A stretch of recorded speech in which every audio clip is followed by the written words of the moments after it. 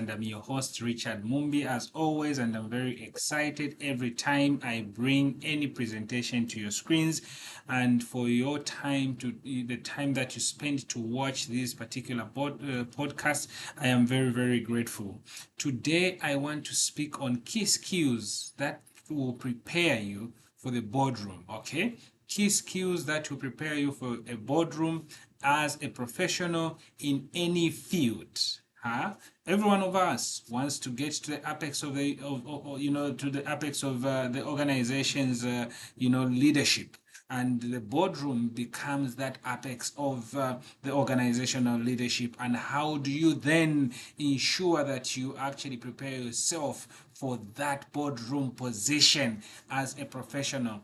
And this is what I want to speak on today. And I will focus on very, very key strategic, skills. I will not, separate them from the soft skills and the hard skills, but I will just generalize them in trying to ensure that I, give just a summary of these particular skills. So you must be able to understand and appreciate that, when you are preparing for the boardroom, you need a combination of strategic, interpersonal, and technical skills. So strategic in terms of overall organizational strategic skills. You need interpersonal, these are the soft skills. Then you need the hard skills themselves, which are the technical skills. And what are these skills that you need? Number one is what I call strategic thinking and decision making. As a person that is preparing for the boardroom, you must be able to have the ability to analyze complex issues. Okay, you should not be able to act on impulse, but be able to analyze complex issues and make sound decisions. By analyzing complex issues, you'll be able to have information that will make you, that will enable you to make sound decisions. You must be able to understand the industry trends. You must be updated with what is happening in the industry where you are operating, the industry of your strength and all those issues, the risks that are actually emerging in the markets where you're operating from. You must be able to ensure that you have a grip over these, the opportunities as well. So when you talk about the risks, when you talk about the opportunities, basically what you're talking about is using the SWOT analysis. You understand the weaknesses, you understand the opportunities as well. So as a person that is actually aspiring to get into the boardroom, this becomes very, very important.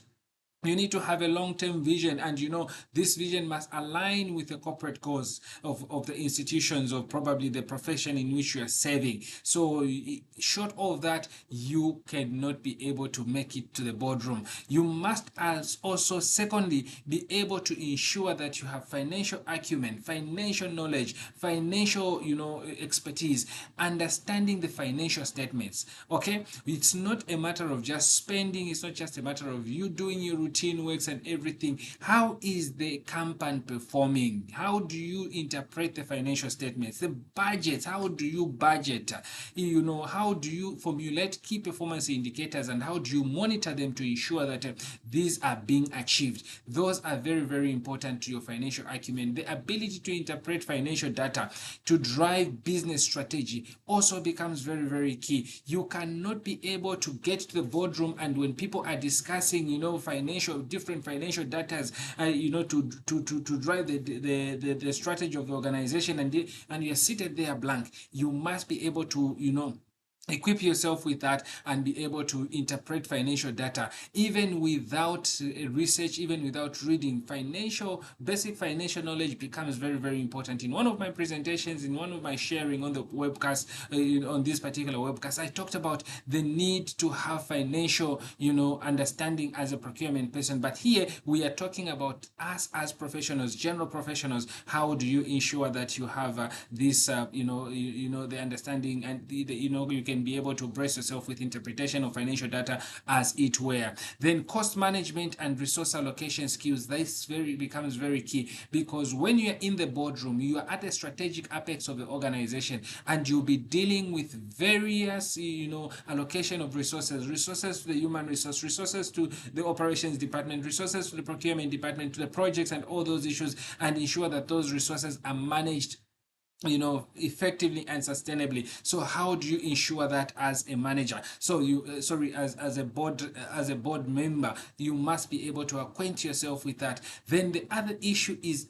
which is very very important, and I cannot overemphasize on this, is what I call leadership and influence.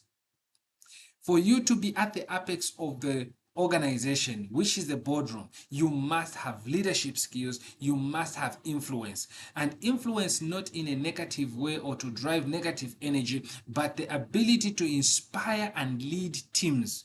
All right. So if you cannot be able to lead teams, if you cannot be able to inspire teams, just forget about the boardroom. You must be able to have negotiation skills, strong negotiation skills and stakeholder management skills. You are managing various stakeholders. They're reporting to you. They're giving you these reports that on what is happening at the organization operational level from the CEOs and all those issues and everything. So you must be able to brace yourself with leadership and influence skills. You must be able to know how to negotiate. You must be able to know how to manage your stakeholders. And then the other thing is what I call conflict resolution and consensus building. These are abilities that are very very important as you get to the apex of the organization. So you must be able to ensure that you manage conflicts. You must be able to ensure that you build consensus. In the boardroom, you disagree, but how you come back to the resolution table is what is very very important. Then the other thing, which is the fourth component that I want to speak on, is the issue of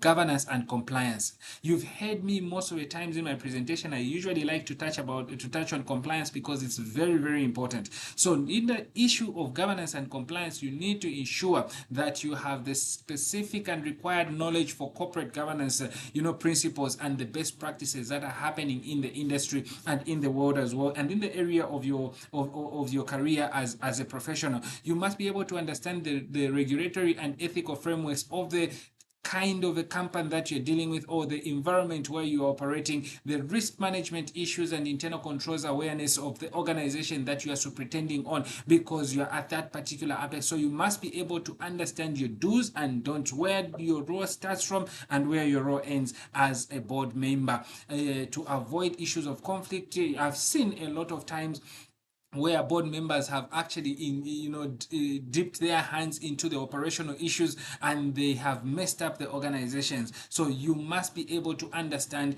issues of corporate governance and compliance, and not only understanding, but you must also ensure that you comply. All right. Then issues of communication and presentation.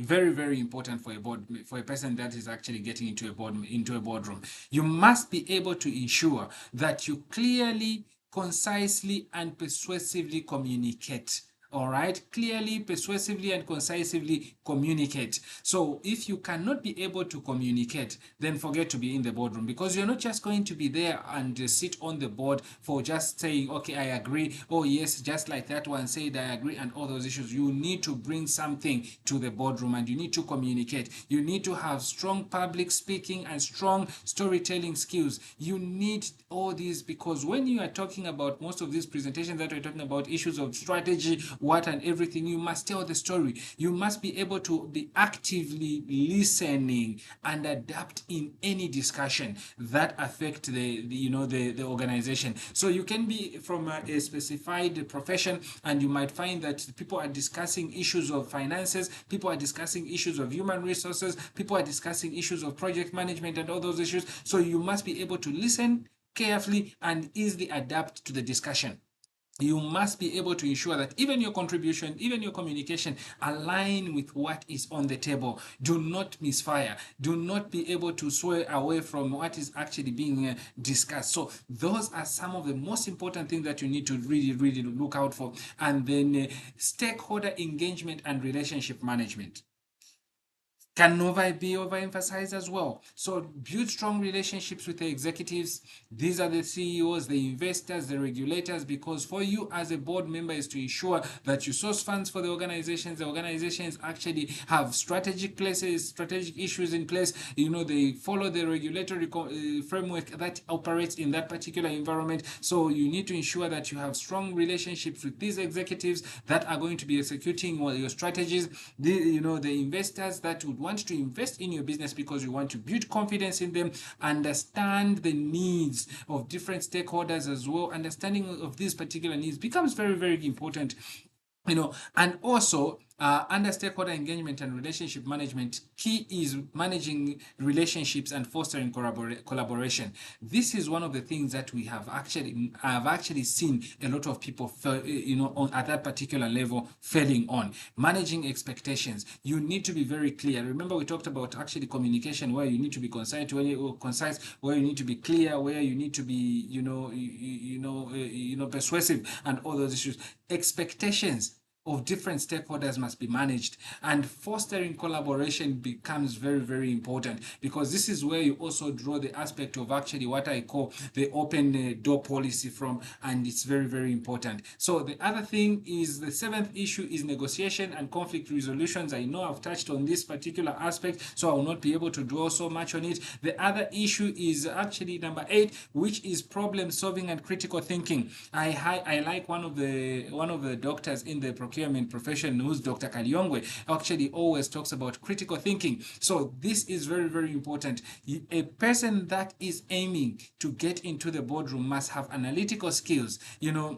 They must be able to break down different challenges into smaller issues, and all those issues. They must have creative thinking. They must have innovative solutions to the problems that the organizations are facing. And you are at the apex of ensuring that you bring solutions and innovation. So therefore, you need to have these critical thinking skills, because they will help you to make decisions. You need to have issues of diplomatic approach to handling these particular conflicts. How do you handle these particular conflicts? You don't need to be militant. You don't need to be, to take it personal or to take sides. You need to be actually diplomatic about it, and you need to be intentional about it.